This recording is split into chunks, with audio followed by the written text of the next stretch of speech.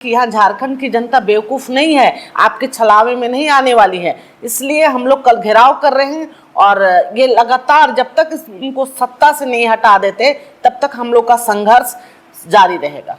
और हेमंत सरकार के साथ जितने भी मिनिस्टर, चाहे वो कांग्रेस के हों या फिर जेएमएम के हों, सारे लोगों एक कह सकते गुट बना के झारखंड को लूटने का काम कर रहे हैं। पेपरों में नौकरियां तो सबको दे रहे हैं, लेकिन धरातल में कुछ भी नहीं। 3.5 साल होने के बाद भी झारखंड की सरकार, हेमंत सरकार द्वारा झारखंडियों के साथ छल किया गया है। वो लगातार कहते हैं कि हम नौकरी दे रहे हैं, रोजगार की बात करते हैं, नियोजन की बात करते हैं, लेकिन आप धरातल में आइएगा तो आप देखिएगा कहीं कुछ भी नहीं। तो ऐसी बहुत सारी बातें हैं जो कि महिला विरोधी सरकार भी है। जैसे इन्होंने सत्ता संभाला, सबसे पहले महिला विरोधी इन्होंने अपना एजेंडा दिखाया, क्योंकि 1 रुपया में जो रजिस्ट्री होता था महिला के नाम से, जो हमारे मुख्यमंत्री माननीय रघुवर दास जी ने किए थे, सबसे पहले तो उसको इन्होंने बंद कर दिया। तो एक तरह से महिला विरोधी भी है, युवा विरोधी भी है, क्यों इन्होंने जब वादा किया था नौकरियों की बात, लेकिन अभी तक तो मुझे नहीं लगता कि कोई भी नौकरी का, ये सिर्फ एक वादा करते हैं, विज्ञापन देते हैं और पेपरों में नौकरियां तो सबको दे रहे हैं, लेकिन धरातल में कुछ भी नहीं। देखिए, सबसे बड़ी बात है कि अगर जब कोई सरकार के विरुद्ध में नौजवान सड़कों पे उतरे, महिलाएं सड़कों पे उतरे और जो सरकार के अंदर में काम कर रहे हैं वो भी अपने वेतन को लेके पारा शिक्षक और सिपाही भी उतरे थे, एक तरह से कह सकते हैं पूरी तरह फेलियर सरकार है। और जो आपके महिलाओं की बात करें तो उसके साथ भी दुराचार का मामला लगातार बढ़ रहा है। तो एक तरह से आप कह सकते हैं कि पूरी तरह फेलियर सरकार है और 3.5 साल में सिर्फ इन्होंने छलने का काम किया।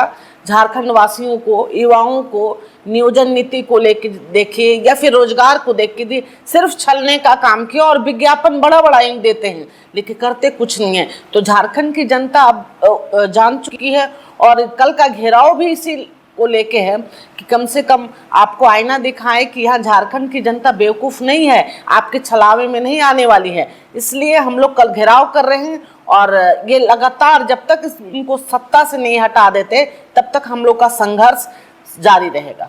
और सबसे बड़ी बात है नियोजन नीति की बात, और जो भी इन्होंने केंद्र सरकार पे फेंकते हैं लगातार, तो वो तो ये सब जानते हैं कि ये लागू नहीं होने वाला है। इसके साथ बहुत सारी अड़चनें हैं, फिर भी ये लोगों को आईवास करके लोगों को भ्रम में डालने के लिए ये अपने योजनाओं को दिखाते हैं लोगों को और कहते हैं कि ये केंद्र सरकार इसको नहीं लागू कर रही है।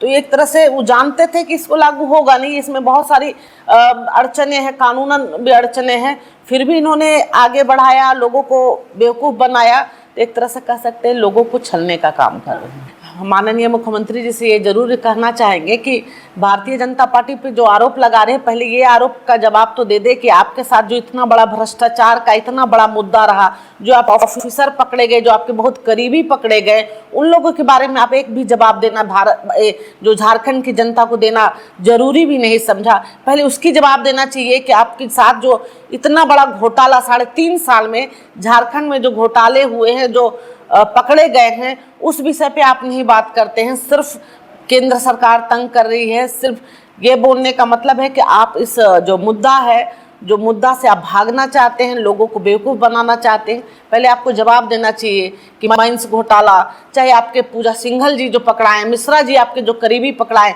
उन लोग उस विषय में आप क्यों नहीं बात करते हैं, उस विषय में क्यों नहीं सफाई देते हैं, ये बताना चाहिए आपको। क्योंकि झारखंड की जनता बेवकूफ़ नहीं है, सब समझती है कि सिर्फ लूट और भ्रष्टाचार का अड्डा बना हुआ है।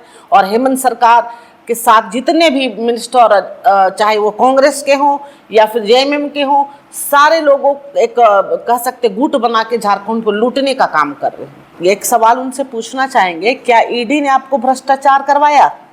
जो आप पकड़े जा रहे हैं, आपके लोग पकड़े जा रहे हैं, जो लूट में पकड़े जा रहे हैं, जो आपके पास पैसे बरामद हो रहे हैं, क्या ईडी ने आपको करवाया?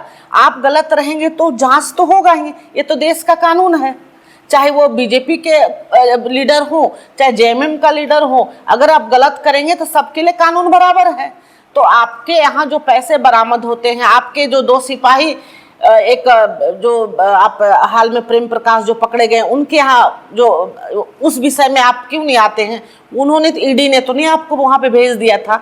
तो सिर्फ ये रोना रोना कि ईडी है, केंद्र सरकार के सारे पे काम कर रही है, ये लोग अब लोग समझने लगे हैं। और झारखंड की जनता पूरी तरह समझदार है और सब समझते हैं कि आप किस तरह इस जो मुद्दा है रोजगार का मुद्दा, किस तरह झारखंड को आगे विकास की बात लेके आपने जो वोट लेके सत्ता पे बैठा था उस मुद्दे को भटकाने का काम कर रहे हैं। तो आने वाला समय आप देखेंगे कि ये पूरी तरह यहाँ से साफ हो जाएंगे। देखिए, ये तो बहुत गंभीर मुद्दा है, क्योंकि किसी सरकार का इतने बड़े ऑफिसर जो कि सरकार के एक नीति निर्धारण करने का जो रखते हैं, वो किसी ऐसे लोग के घर में बैठ के आप फाइल अगर देख रहे हैं तो एक तरह पूरी तरह सरकारी तंत्र फेल है, पूरी तरह सरकार फेल है। क्योंकि ये गंभीर मुद्दा है, चाहे वो राजनीतिक बात नहीं है, कानूनन भी गंभीर मुद्दा है।